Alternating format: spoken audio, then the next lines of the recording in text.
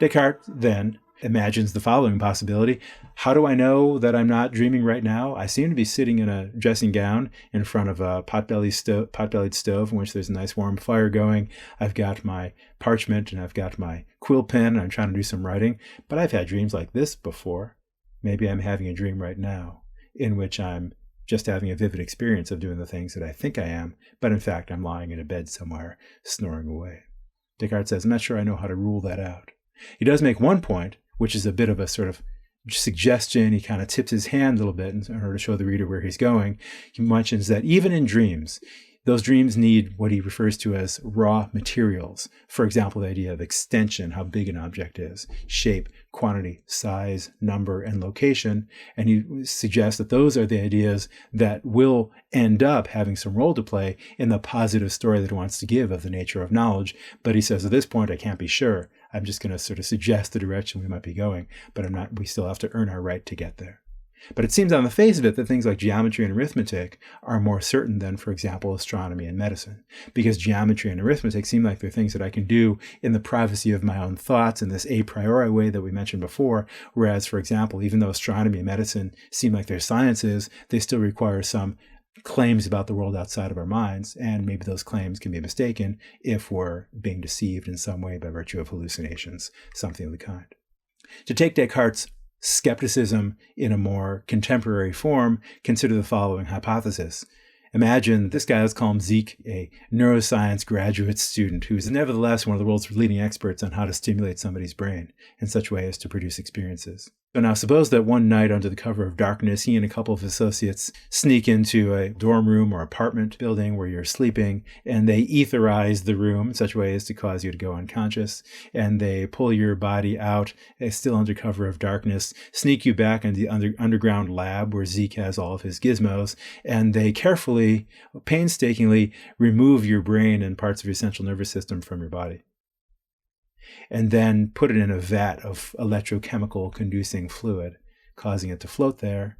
And now what Zeke and his associates are able to do is send signals through that fluid, electrochemical signals through that fluid in such a way as to stimulate your neurons in various ways. And Zeke's been following you around, so his cronies, they've been following you around so that they know what your schedule is like, they know who you send messages to via text, they know who you get phone calls from, they know what types of shows you like to watch on your computer or on TV, what YouTube channels you subscribe to, etc., etc. They know what your daily routine is more or less like, so that when 7:15 comes in the morning comes by, that's when you normally wake up. They, instead of you're lying in bed being woken up by your alarm clock because you're not in bed anymore, they say, okay, now it's time to stimulate this person with the experience of being bothered by an alarm clock. And now 7:22, the experience of rolling out of bed and putting on some slippers. 7:27, the experience going downstairs to their kitchen or the dorm cafeteria, whatever it is, getting some food. And likewise, they simulate experiences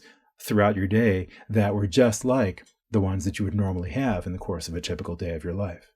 They might even simulate experiences of you sitting in a library reading a book of philosophy. They could do that. After all, if your brain is just something that produces electrochemical stimuli in such a way as to make you have thoughts, make you have experiences, then perhaps that's something that at least is in principle possible, even if right now we don't have all of the technology that we need to do that. But if it's in principle possible, then Descartes wants you to ask yourself, how do I know that that's not happening to me right now? How do I know that last night in my sleep, Zeke and his friends, or some local analog of them, didn't sneak into the place where I was sleeping, etherize me, knock me out, and then drag my body out of where I was, take it down to the lab, remove the brain from my body, etc. And now here I am. I think that, you might say to yourself, I think that I'm sitting in a library or a cafe with my tablet or laptop watching a lecture on philosophy. But maybe what's happening is that I'm having my brain stimulated by Zeke and his cronies in such a way as to make me to think that I'm having that experience.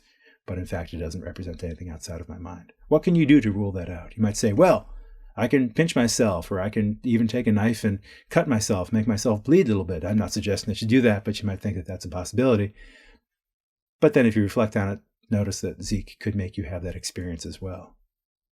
That is to say, Descartes will point out that there's nothing right now, at least he can think of, that you could do to determine conclusively that you're not in that brain in a vat type of experience. Nothing you can do to show yourself conclusively that that's not what's going on. But if you can't rule that possibility out, then how can you say that you know that you are sitting in a chair at a library or a cafe or on your couch at home or wherever you might happen to think that you are? Any experience you have right now seems to be consistent with the possibility that your brain and central nervous system are floating in Zeke's vat, being stimulated in various ways by his electrochemical impulses. Even though you feel sure that that hypothesis is not true, Descartes might say maybe that's just a prejudice on your part that you need to give up if we're going to have any chance of providing a new foundation for the sciences and getting what we take to be knowledge to be genuine knowledge and not just seeming knowledge, not just apparent knowledge. Those of you who've seen the movie, one of the series of the Matrix movies, will now realize that the screenwriters of that movie just basically went to the philosophy library and stole a lot of Descartes' ideas in order to make the movies. I'm not taking anything away from the quality of the movies, but the ideas there, the idea that you, for all you know, could be a being that spends all of its time inside of an energy-producing pod, producing energy for malevolent machines, is just a takeoff on the original Cartesian idea of what we now refer to as radical skepticism.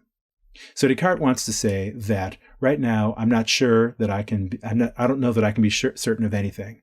He writes, whether I'm asleep or awake, maybe it's true that 2 and 3 make 5 and a square doesn't have more than 4 sides. It doesn't seem possible that such obvious truths should be subject to the suspicion of being false. But on the other hand, I do judge that sometimes others make mistakes in matters they believe they know most perfectly. How do I know that I'm not, in a similar fashion, being deceived every time I add 2 and 3 or count the sides of a square? So by the end of meditation 1, Descartes says, I sometimes find for a moment that I feel that I know something about what's going on with myself, but maybe that's kind of like a prisoner who enjoyed an imaginary freedom during his sleep. Somebody who's in prison who has a dream which he's running free and unshackled through a field of flowers. But then I wake up from that dream and realize that no, I'm still stuck in this cell. Descartes says, well, yes, given that perhaps depressing realization, maybe I've got to admit that the possibility that nothing is certain. Maybe I just have to think of myself as being in a whirlpool in which I have no ideas as to how to go up or how to go down. Maybe I've got to give up all my knowledge, and now I'm at a loss to figure out how to get back any.